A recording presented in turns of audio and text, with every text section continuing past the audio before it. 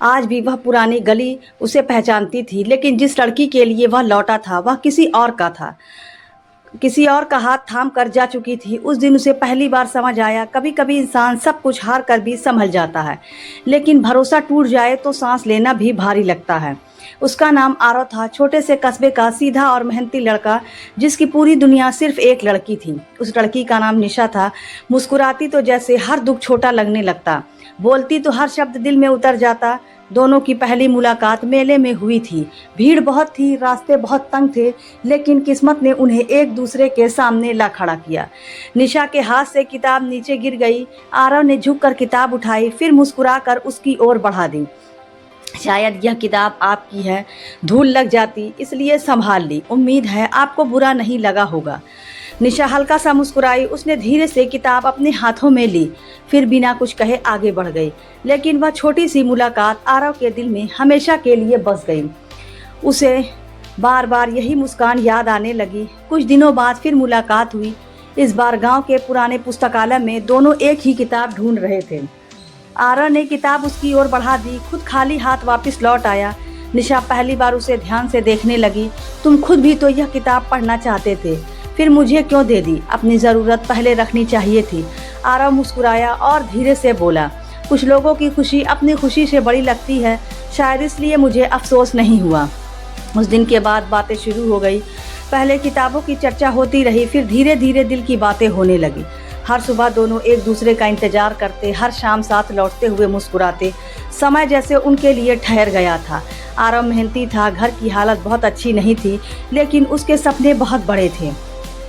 वह चाहता था मेहनत करके आगे बढ़े, अपने माता पिता का सहारा बने और फिर निशा को सम्मान से अपना बनाए। निशा भी उसी से यही वादा करती। वह कहती, साथ कभी नहीं छोड़ेगी, चाहे समय कितना भी बदल जाए। अगर पूरी दुनिया तुम्हारे खिलाफ हो जाए तब भी मैं तुम्हारा साथ नहीं छोड़ूंगी। यह मेरा सबसे बड़ा वादा है। आरव ने उस दिन उसकी आंखों में देखा। उसे लगा जैसे सच हमेशा ऐसे ही रहता है। उसने बिना किसी डर के विश्वास कर लिया। धीरे धीरे उनका रिश्ता पूरे कस्बे में चर्चा बनने लगा। कुछ लोग खुश होते थे, कुछ लोग ताने भी सुनाते थे, लेकिन दोनों ने किसी की परवाह नहीं की। उन्हें लगता था सच्चा साथ सबसे बड़ी ताकत होता है, बाकी सब बातें समय के साथ मिट जाती है। आरव के घर की जिम्मेदारियां बढ़ती जा रही थी। पिता की कमाई बहुत कम थी, घर चलाना भी मुश्किल होने लगा। एक शाम उसने बड़ा फैसला लिया। उसने अपना कस्बा छोड़ने का निश्चय किया ताकि ज़्यादा मेहनत करके पैसे कमा सके। यह फैसला आसान बिल्कुल नहीं था। उसे अपना घर छोड़ना था, अपनों से दूर जाना था। सबसे कठिन बात यह थी, उसे निशा से भी दूर रहना पड़ता। यही सोचकर उसकी आंखें भर आई। निशा ने उसका हाथ पकड़ लिया। उसकी आवाज़ कांप रही थी, लेकिन चेहरे पर भरोसा दिखाने की कोशिश की। जाओ और अपने सपने पूरे करो, मैं यही तुम्हारा इंतज़ार करूंगी। तुम लौटोगे तब सब अच्छा होगा। आरव ने उसकी बात पर यकीन कर लिया। उसे लगा प्रेम का वादा कभी नहीं बदलता। उसने बिना पीछे देखे सफ़र शुरू कर दिया। नया शहर उसके लिए बिल्कुल अनजान था। हर दिन संघर्ष से भरा था। हर रात थकान से शरीर टूट जाता, लेकिन हर कठिन दिन के बाद वह निशा की तस्वीर देखता और फिर मुस्कुराकर अगले दिन की तैयारी करता। उसने अपनी हर छोटी खुशी छोड़ दी, नए कपड़े लेना छोड़ दिया, घूमना फिरना भी छोड़ दिया। हर महीने कमाई का बड़ा हिस्सा बचाता। उसे लगता यह भविष्य की नींव बनेगा जिस पर वह अपना घर बसाएगा। उसके दोस्त कई बार समझाते, इतना त्याग मत किया करो, जिंदगी सिर्फ इंतजार का नाम नहीं होती, लेकिन आरव हमेशा मुस्कुरा देता। उसे अपने प्रेम पर पूरा भरोसा था। उसे लगता उसका इंतजार सच होगा। उधर निशा की जिंदगी भी बदल रही थी। अब उसके आसपास नए लोग आने लगे, नई बातें और नए सपने बनाने लगे। पहले वह हर शाम आरव से बात करती, अब कई कई दिन खामोश रहने लगी। बहाने धीरे धीरे बढ़ते चले गए। जब भी आरव पूछता, वह मुस्कुरा कर बात टाल देती और कहती, सब पहले जैसा ही है।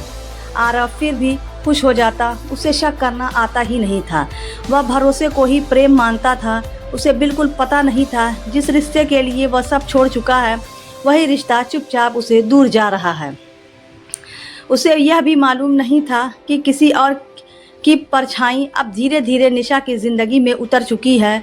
जिस दिन सच सामने आया उसी दिन मेरा भरोसा मर गया। आरव अब पहले से भी ज़्यादा मेहनत करने लगा था। हर सुबह एक ही उम्मीद उसे आगे बढ़ाती, बस जल्दी लौटकर अपना घर बसाना था। उसकी हर कमाई का एक ही सपना था, निशा की मांग खुशियों से भरनी थी। अपनी हर इच्छा उसने पीछे छोड़ दी। कई बार साथ काम करने वाले पूछते, इतना सब किसके लिए कर रहे हो?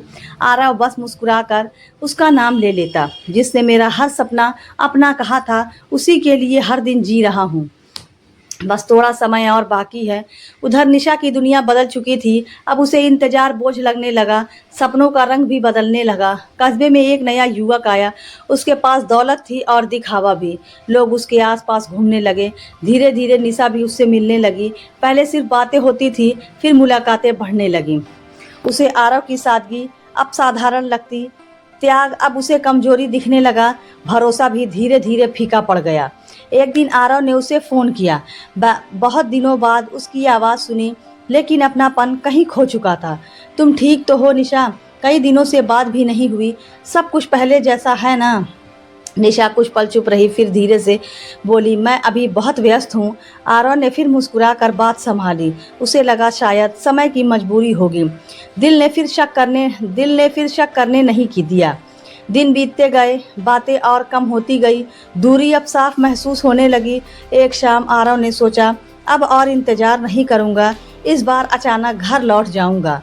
वही किसी को बताए बिना निकला। रास्ते भर उसके मन में उत्साह था। वह निशा को चौंकाना चाहता था। सफ़र भर उसने वही सपने देखे। निशा की मुस्कान याद आती रही। दिल बार बार तेज धड़कता रहा। घर पहुंचने से पहले उसने सोचा, पहले निशा से मिल लेता हूँ, फिर सबको खुशखबरी दूंगा। वह उसी पुराने रास्ते पर चला जहाँ कभी दोनों साथ चलते थे। हर मोड़ एक याद बनकर सामने आया, लेकिन उस दिन किस्मत ने उसके लिए कुछ और ही लिख रखा था, जिसकी उसने कल्पना भी नहीं की थी। सामने वही पुराना बैग था जहाँ दोनों घंटों बातें किया करते थे। आज वहाँ भीड़ बहुत कम थी। आरव धीरे धीरे आगे बढ़ा। उसके कदम अचानक रुक गए। सांस जैसे सीने में अटक गई। उसने देखा, निशा सामने खड़ी मुस्कुरा रही थी, लेकिन उसकी मुस्कान किसी और के लिए थी। उसके हाथ में किसी और का हाथ था। आंखों में वही अपनापन था जो कभी सिर्फ आरव के लिए था। आरव कुछ पल तक वहीं खड़ा रहा। उसे लगा शायद आंखें धोखा दे रही है, लेकिन सच सामने खड़ा था। निशा ने भी उसे देख लिया। उसके चेहरे का रंग बदल गया, लेकिन उसने हाथ नहीं छोड़ा। आरव धीरे धीरे उनके पास पहुंचा। उसकी आवाज़ कांप रही थी, फिर भी उसने खुद को संभाला। निशा, यह सब क्या है? तुमने कहा था मेरा इंतजार करोगी, फिर यह सब क्यों हुआ? निशा ने गहरी सांस ली। उसने नज़रें झुका ली, फिर धीरे से बोलना शुरू किया।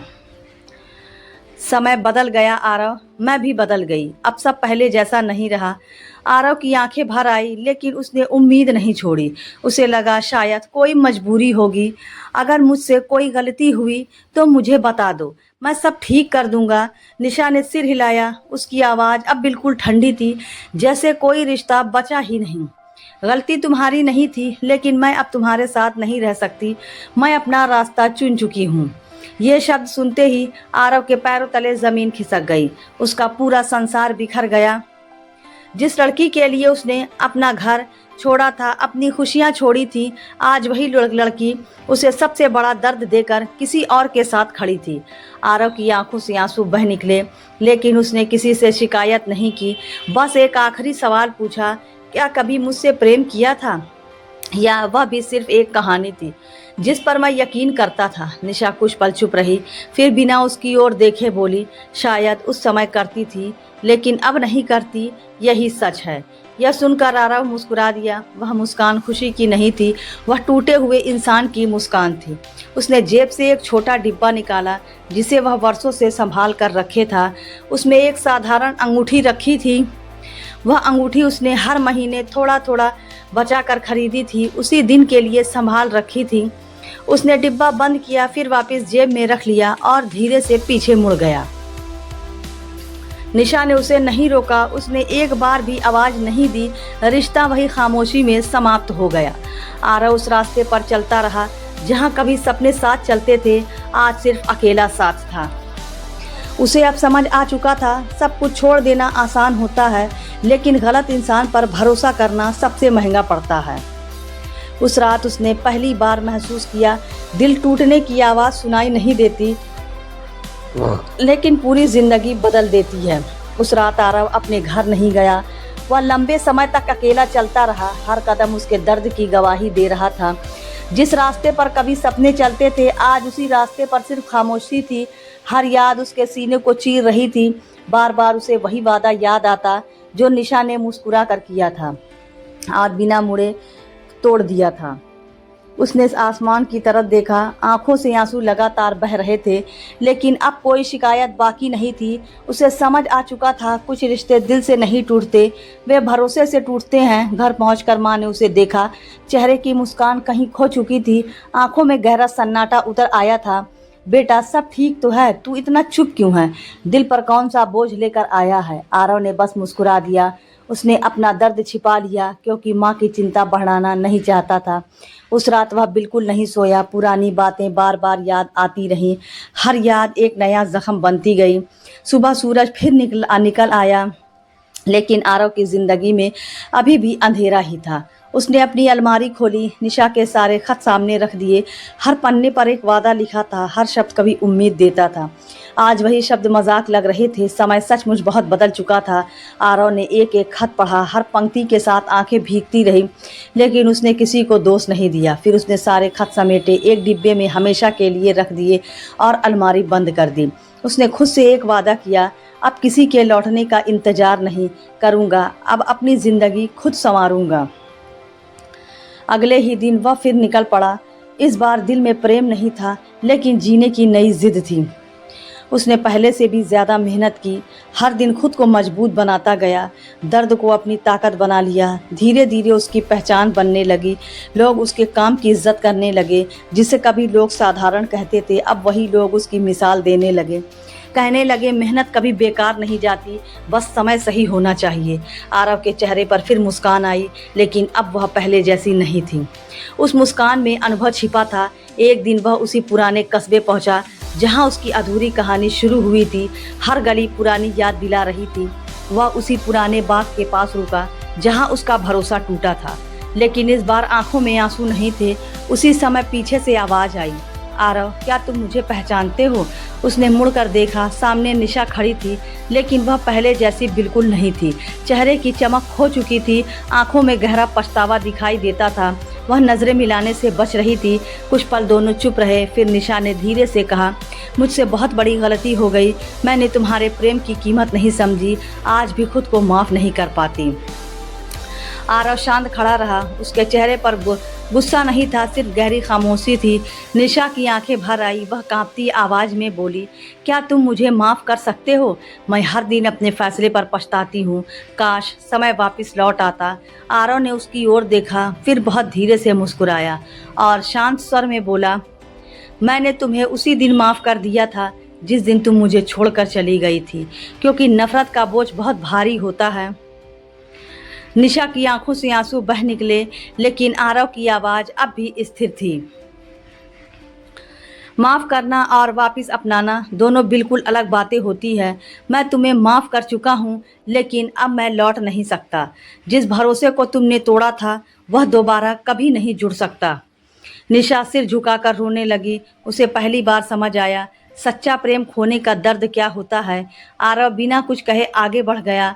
इस बार उसने पीछे मुड़कर नहीं देखा, क्योंकि कुछ कहानियाँ वही समाप्त हो जाती हैं। चलते चलते उसके चेहरे पर एक सुकून भरी मुस्कान आ गई। वह अब सचमुच आज़ाद था। उसने समझ लिया था, जिस इंसान को आपकी कदर नहीं, उसके पीछे पूरी ज़िंदगी नहीं गंवानी चाहिए। सच्चा प्रेम कभी मजबूरी नहीं बनता, सच्चा साथ कभी सौदा नहीं करता, और सच्चा भरोसा कभी धोखा नहीं देता। अगर कोई आपको छोड़कर चला जाए तो खुद को कभी मत छोड़िए, क्योंकि सबसे लंबा साथ आपका अपना होता है। याद रखिए, जिस इंसान के लिए आपने सब कुछ छोड़ दिया, अगर वही आपको छोड़ दे तो समझ लीजिए आपकी कहानी ख़त्म नहीं हुई, वहीं से आपकी असली ज़िंदगी शुरू होती है। कभी किसी के लिए अपनी पहचान मत खोइए। प्रेम कीजिए, लेकिन अपना सम्मान बचा कर रखिए, क्योंकि टूटा हुआ दिल समय के साथ संभल जाता है, लेकिन खोया हुआ आत्मसम्मान बहुत मुश्किल से लौटता है। अगर यह कहानी आपके दिल को छू गई हो तो याद रखिए, जिसने आपको खोया है उसने आपकी कीमत खोई है, अपने अपनी नहीं।